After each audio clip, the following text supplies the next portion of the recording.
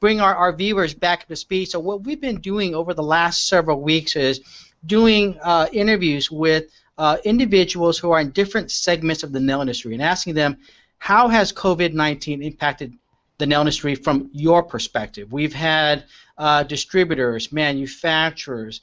Today we're very fortunate to have beauty school owners and have them share with us their experience. I'm even more excited the fact that we have today beauty school owners from two different coasts. So we get a perspective of what it's like on the West Coast and how it's impacted us here, and also on the East Coast, how it's impacted the nail technicians over there. My name is Laura, and we are at Queen Beauty Institute in Philadelphia.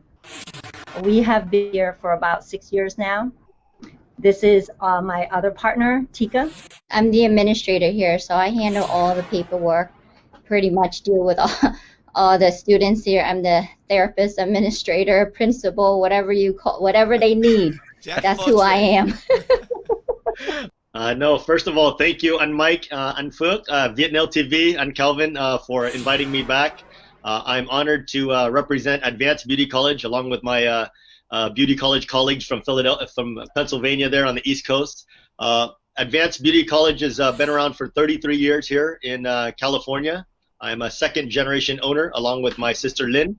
I play, my role mainly is an administrator role, so all the same roles as Tika shared, and my sister Lynn handles the education side. So I know what it's like to be a psychologist, a janitor, as well as taking care of the paper files and students. Early on in the days of COVID and lockdowns. Now I don't know much about Philadelphia or Pennsylvania and what happened over there, but how did that impact you early on? Let's say from March until midsummer. So what was the impact that you experienced? I would say in the beginning when it all started, actually wasn't here, but we have, we're very busy here. I would say that our school is different than other school in terms of the curriculum that we have here. So a lot of the school around here, I'm going to put this gently, okay?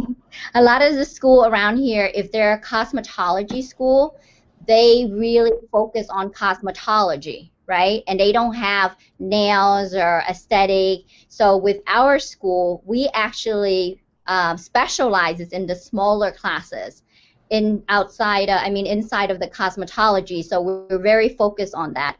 And when this all hit, we said, okay, well, we need to just close it so that we can figure out what is going on, because there was all of this stuff that was happening, and I think it was like March 14th was the date.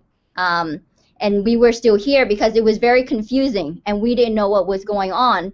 So we just made a decision to close the school because we didn't want to wait until there was a case. Like I said, it was very confusing, but we wanted to close the school and really then talk amongst ourselves and see what kind of protocol we need to set. And as we did, then the state closed down. So we made the decision to close down before the state mandated it. How long were you closed before the state implemented its protocols? After we closed down, we had meetings all the time. And it was, 2 months? April, May, June. So it was about 3 months. Yeah. So in the 3 months preparation when we were closing, we met and we implemented some new protocol just for the reopening process. And we were in contact with our state inspector. However, to be honest with you, they didn't really know what they were doing either. At the state level. They were also very confused because I would reach out to the state, I would reach out to the inspector, and they didn't know what was going on. As far as reopening, the state were putting that responsibility on the secondary Department of Education, but technically we are a secondary education school, but we are still under the Board of Cosmetology. So they were very confused about who was responsible. So they were putting the responsibility, the State Board of Cosmetology was putting the responsibility on secondary education, right? So, but that email wasn't sent out until after the fact. It was like July something. And throughout the whole process, it was very confusing. I even spoke to the state inspector, we open, and he said, well, how did you guys know to open? I said, honestly, I didn't get any notice. However, we regulate under the State Board of Cosmetology, so I follow what was on State Board of Cosmetology. I wasn't giving the notice of the secondary school. However, when they decided to post it on there, they posted a link for us to follow secondary school guidelines, but it doesn't, it kind of doesn't match, because the way that we run our business in a school is not the same as, let's say, you know, the classroom style. We have the clinical, we have all the other stuff. So at the state level, they were very confused. I think with us, we're very proactive. We reach out to the state inspector, and I follow protocol. Even with the mask mandate, I had talked to him. I said, it doesn't make sense, you know? So I would say for us, it's a good thing because we're very proactive. And I was very careful on, okay, this is the things we can do because it's still within the guidelines. So we try to stick within that guidelines to make sure that what we're doing is still within there. That sounds like, you know, over at Queen Beauty Institute, they were very proactive. I love hearing that. You know, you weren't waiting around, and you were very methodical in which set of guidelines or which state agencies you were, you know, turning to for guidance. Tam, what was it like for Advanced Beauty College during the early days of the lockdown? You know, what did you guys do closing down and reaching out to government officials? How did you guys approach that? We approached it very similar. It's very interesting for me to hear just the Queen Beauty Institute approach. Lynn and I, along with our leadership team, so we have two campuses, one in Garden Grove, which is in the heart of Little Saigon in the Vietnamese community, and we have one in Laguna Hills, which is in South Orange County. Very different demographics. We had about, at the time, we had about 450 students between the two campuses, and we had 50 staff members. And what happened was in March we had this roll-up of the governor's office, right, following the guidelines. Much like Queen Beauty Institute, we at the state level were governed by two agencies, the Board of Barbering and Cosmetology on one side, as well as what we call the BPPE, the Bureau for Private Post-Secondary Education. So we're at the state level, we're governed by both. What was interesting, what was happening is during those times in COVID, early COVID, neither of those agencies had guidelines. They were in a wait-and-see mode. So we were proactive, as with the rest of the country, in getting the national guidelines from the CDC. So we're following CDC guidelines, as well as at the state level, following the California state guidelines. But those California state guidelines didn't come from our two state agencies. They came from the governor's office, as well as the governor's office working alongside the California Department of Public Health. At that time, we also, beyond the state guidelines and the CDC federal guidelines, we had to also hone in on the county guidelines. It really, this thing, COVID-19 has really been honed down to the county level. So the biggest authority that we've had to follow guidelines for is actually the county guidelines. So Orange County itself, being in Orange County, we followed the Orange County guidelines for the, as well as the Orange County Health Department. So we also decided early on to close. We closed a couple days before many of our other school counterparts. We were being that our school had more students and that COVID was spreading through a close contact. We as the leadership decided to, one, close early a couple days and go ahead and play it safe in terms of the safety and health of our colleagues and team members and students. And we applied immediately for the first time in history. So the first time in our 33-year history, we applied immediately for distance education. So we actually got approved within a week for the temporary distance education at that time. So that's how we handled it, a very similar approach to our colleagues over there at Queen Beauty Institute. It was a very confusing time, to say the least. There was guidelines coming out left and right everywhere. Nobody knew anything. We had to take basically a proactive control and use our best judgment in many of the decisions that we made, just because a lot of the government agencies, as well as many city all the way to federal agencies, were waiting on each other and confused and acting independently. So, you know, like you said, with the state level, county, and I was on webinars, like every single webinar relating to that. I was in a school group, a national school group that I have with the school management software. I was on with them every week for any update across United States, because we have schools that are across the United States. And then I was on webinars with like the healthcare industry. So just gathering all the information just to make sure that we are within all types of guidelines. As part of the reopening, what does that look like now? And then what are some of the new measures that you've implemented, and how long do you believe you're going to have to follow these measures for? Because we're interested in what's going on the East Coast over there. First of all, our industry over here, I think with the state of California in particular, was very hit very hard with that. In Pennsylvania, in the East Coast, we were not like that at all. However, with opening, we didn't. We had guidelines. We stayed within that, but even more strict than that, we only opened our doors to the people that were supposed to be in here. Meaning, like, even though they allow us to do clients, we don't do that.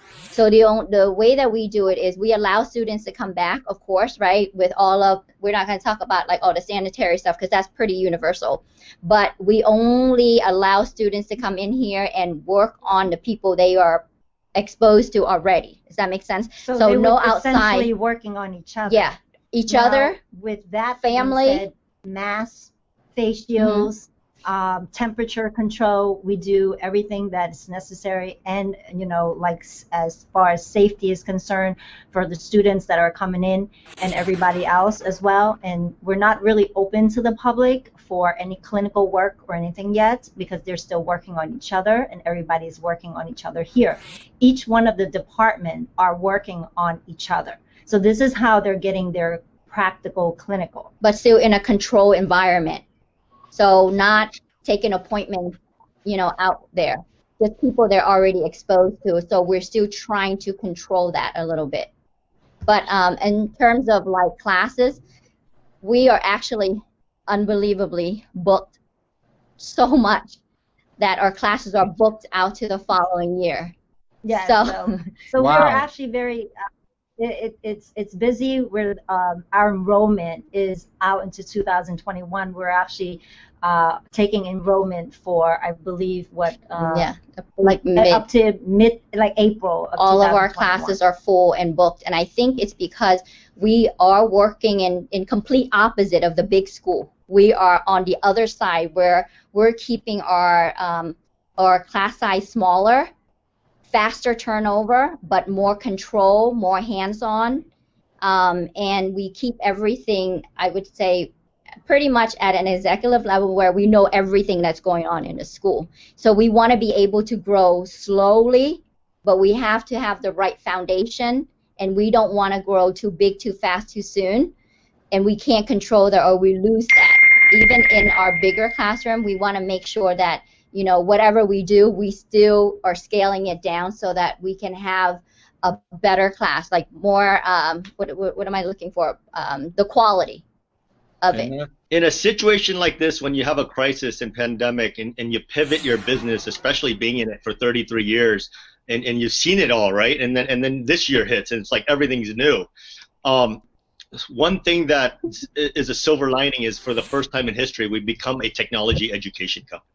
That is by far the biggest pivot we've ever done in our company history for us.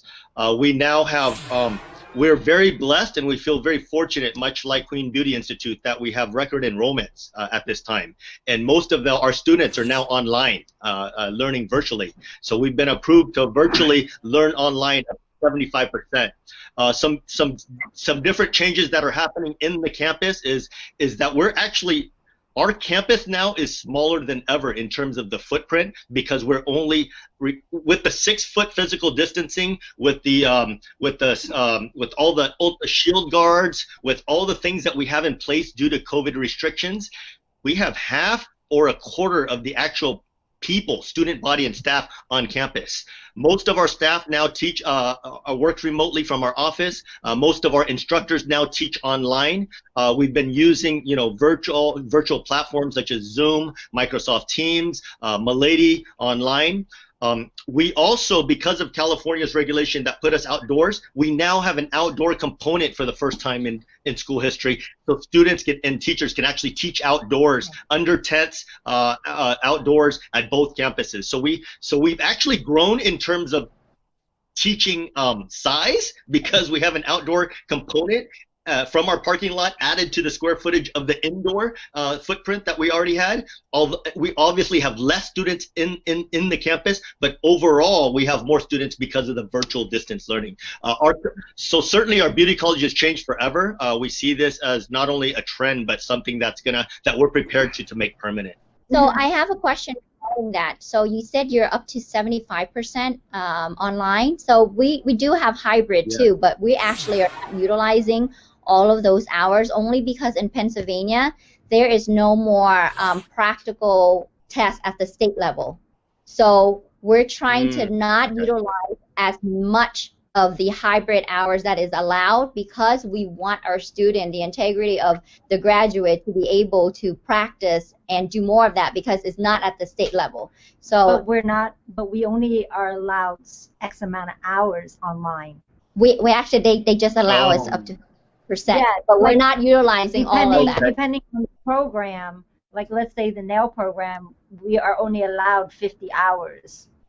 You know, so it's not like we can do it. So that's here in California. But the guidelines are, it's changing, but you know, they started out with X amount of hours online, and then, you know, it was per each program, so it's not like we could take it all online. So that's where we started early in the pandemic. It was interesting. Early in the pandemic, we could only do 25 to 50%, and then very recently, we were able to go up to 75%. So this actually progressed to the 75%. We didn't start out at the gates with it. In fact, we had to start out the gates just on campus only. So this is something that's. How do you feel about that at the school, though? What's that? How do you feel about that as a school, though? Are you utilizing the full 75% of it? We feel great as a school to be able to give options to the students. There are so many circumstances among our hundreds of students. Some students and families right now in California, the mom, single mom, kids have to be at home virtually, have no opportunity to go in on campus, to make it feasible for her, can only do 25%, but for her to be able to do 75% online and get financial aid, Pell Grant funding, makes it feasible for so many students to access our programs that wouldn't have been able to do it. We're also getting higher quality instructors to come in, because many instructors can't work full-time, they're moms themselves, so the integrity and quality of our program has increased instead of decreased by bringing in a whole new slew of instructors that we wouldn't have been able to bring on in terms of the top instructors that are now teaching remotely, and they're top instructors nationally now. We're able to pull nationally and internationally for instructors that are coming in to guest teach and teach for our programs. Obviously, we still have our instructors on campus that still manage, that are still doing the practical portion and the demos and the state board preparations.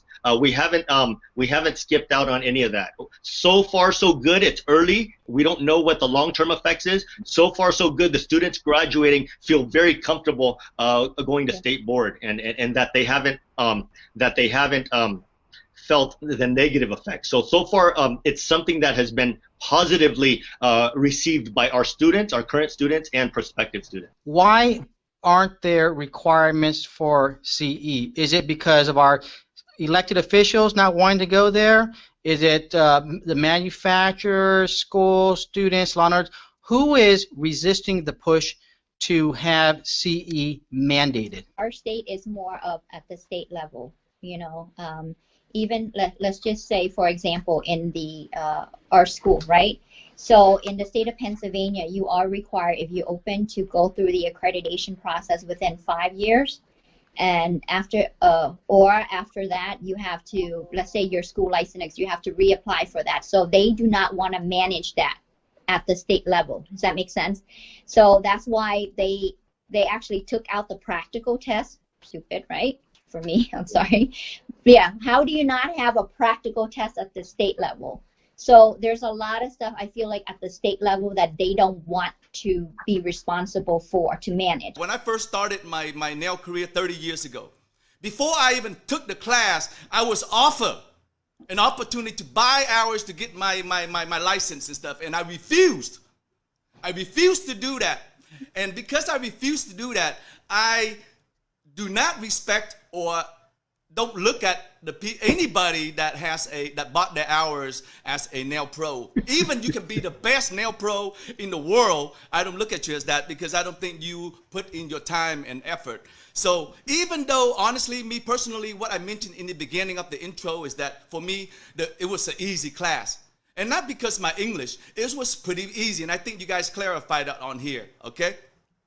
So, hang on. So because of that, you guys brought up about teaching the Vietnamese text in their own language, which is something that we talked a little bit about, but that's also an issue for many non-Vietnamese speaking nail tech that actually went to the school that had to speak in English. To them, many people say that it's not fair for another group to be able to learn in their own language. Not only that it's not fair, but somehow it's easy to cheat. We already know, everybody know the story about that, how that works, okay, routine. Let's be honest about it. So that explains to me why the Vietnamese school, when you guys mentioned that, you guys have a bad rep, okay? Again, I think it took time to create that bad reputation, and I'm so glad to hear that 3 years ago, Tam, that the department are beginning to crack down on it, and it's not.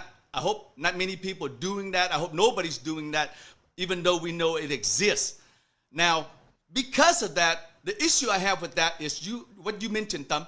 It definitely will affect, and it did affect the reputation of the nail, not only the nail industry as a whole, but the Vietnamese nail community. That's because we got attached to, we got connected. I can be the best nail tech, which I consider myself to be one in the world, okay, in LA, but I'm Vietnamese. So automatically when I walk in, introduce myself, and they know I'm Vietnamese tech, I automatically get put in that, oh, he's Vietnamese. I remember that even up to right now. So I'm just really glad to see that things are changing, whether it's through this crisis or it's been going on before that. I'm glad to hear that. Did you want to say something, Tika? Yeah, before we move on to the next topic, I want to say not just the social media influencer, but, you know, we also have to take responsibility in all of the old school nail tech, right? They're all doing their own live stream video. Why is that? They want a piece. Everybody want to be online. They want to sell their... Yeah. Oh, Facebook is getting you right now, Tika. They're releasing for that, right? But so anybody who somebody is live streaming, who is showing things, right? And in actuality, I'm like, well, he ain't supposed to do that. Right. So there's a lot of. I want to make a comment to what you were saying earlier, and I want to say that yes, 30 years ago you got a license. 30 years ago when you came here, even though you spoke English, your English were limited. Okay, 30 years ago, my mom now is all still doing nails. Okay, but we're not talking 30 years ago. Vietnamese people coming to this country actually speak English now, okay? So the excuse of, you know, not going to school because you didn't speak English. No, they're too busy. They're always too busy. No, yes, of course that too, but needing to have a different language, you have to understand you're in America, right? So you are servicing Americans or people who are speaking English. The Vietnamese technicians are not doing nails for Vietnamese people. They're doing nails for other people. Very good. They have to understand that lazy mind, that laziness has to be, you know, get put locked up in an escrow somewhere that's never going to be opened back up again. Okay? Because you have to understand in order to improve upon your life, you got to make the effort. Everything is with effort.